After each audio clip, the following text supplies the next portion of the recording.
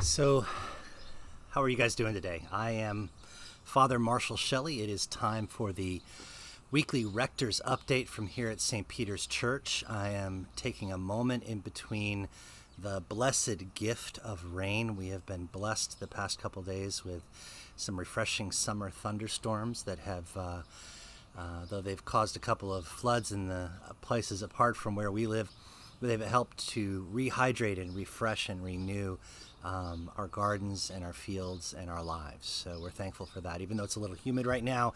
And I'll confess, I did put on some bug spray. The mosquitoes are out. They tend to linger in the hedgerow behind me, waiting for their prey. But I've got some bug spray on, and hopefully they'll stay off for the time that I need to speak to you. So I wanted to take a few moments and talk about our reopening process. One of the things you're going to be seeing next week is a way to sign up for services and make a reservation for spaces. And we're going to give you clarity on all of that. That'll be coming soon. We're also going to send out a letter to the congregation that will also guide people in being able to call in and make reservations for, unfortunately, the limited seating we're going to have available for Sunday liturgies. We continue to offer virtual gatherings for sacred space and sacred opportunities to lift our hearts and our voices to God in praise. We meet regularly at 9 a.m. and at 5 p.m. Monday through Thursday for morning and evening prayer. Noonday prayers on Wednesday are live on Facebook and also are now recorded and put up on our YouTube channel, as are all of our other liturgies. And then finally, of course, on Sundays, we are offering our regular liturgy live on Facebook and then later uploaded onto YouTube. One of the things that is coming in August is that we're going to be shifting to a 9 a.m. service that hopefully will allow us to beat some of the heat when we have to be outside. And so we'll keep you posted and notified in that regard. Sorry, again, the bugs, the price we pay for being outside. And also, we're very excited to say that the thrift shop is going to be reopening on August 1st. At its regular hours, 10 a.m. to 2 p.m. There's going to be a markdown sale for summer clothing. We're very excited to start to clear some of our decks and get ready for the fall.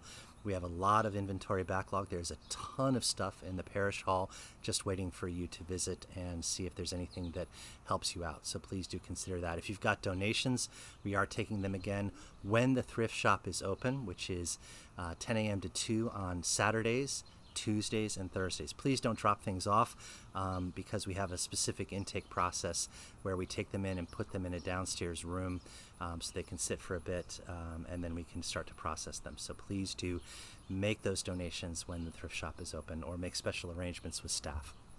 I also wanted to draw your attention to some of the things that we're going to be focusing on as we prepare to move through our reopening plan. And one of those is the work we're about to undertake in our parish hall. We're working on some renovations that are hopefully going to help us out with that, including expanding and adding to our bathrooms. Again, we'll keep you posted. So that's really kind of what's happening right now in the life of St. Peter's. Leadership is proceeding apace. We're doing our best to make sure we're doing everything we can to be ready for a reopening experience where we can be together in person again. So my word for the day is serendipity. This is an old word in my family. When I was a little kid, a little boy walking around with my mom, she would point to little gifts of God that would pop up. Mostly for me, they were violets underneath hedgerows because that was about my perspective. I could see underneath the bushes and these little tiny purple flowers. And Mom would say, "Look, it's a serendipity."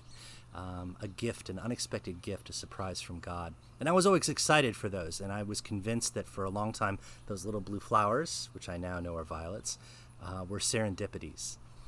And one of the things that exercise taught me was to look for those little unexpected gifts in a day.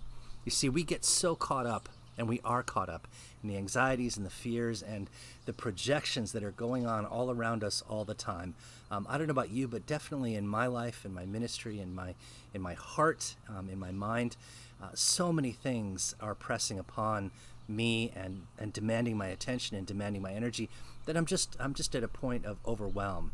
And I really hear that reflected back from other people too. In the midst of all of these main crises of the pandemic, the economic crisis, etc., we also have our own personal ones. This morning, Laura and I were on the phone with a friend early in the morning whose church and whose ministry and life are going through some significant changes, some losses.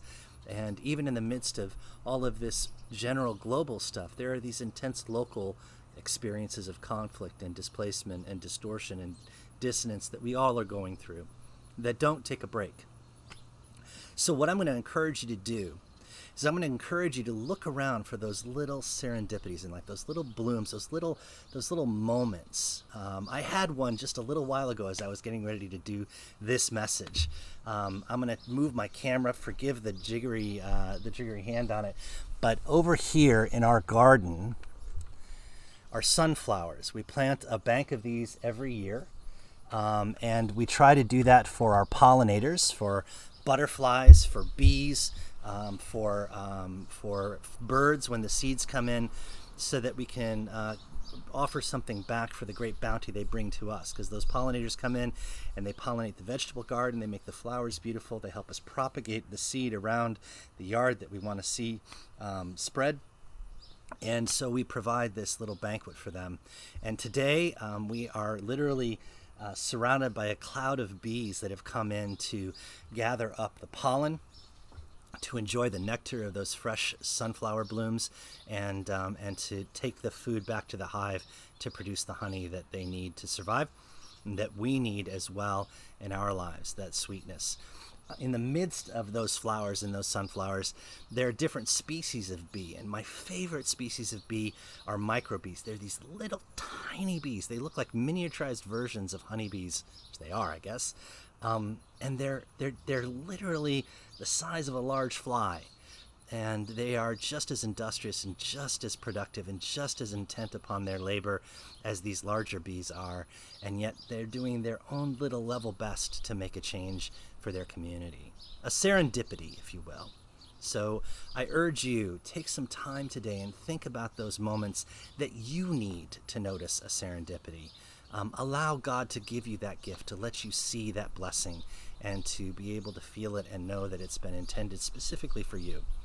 We are given all of these opportunities in life to enjoy that kind of awareness. We just have to make use of the skills that we've been given, of the eyes, the ears, the noses, the sheer joy of our senses awakening to the creation around us that continues to bloom and to grow and to flourish, even when we tend to be in the midst of crisis and worry and anxiety. So here's to the serendipities in our lives, and I bid you peace and grace. We'll keep you posted on the life and mission of St. Peter's in Spotswood. Please like and subscribe and let others know about our channel so that we can continue to share the life of Christ with you. Take care and God bless. Bye-bye.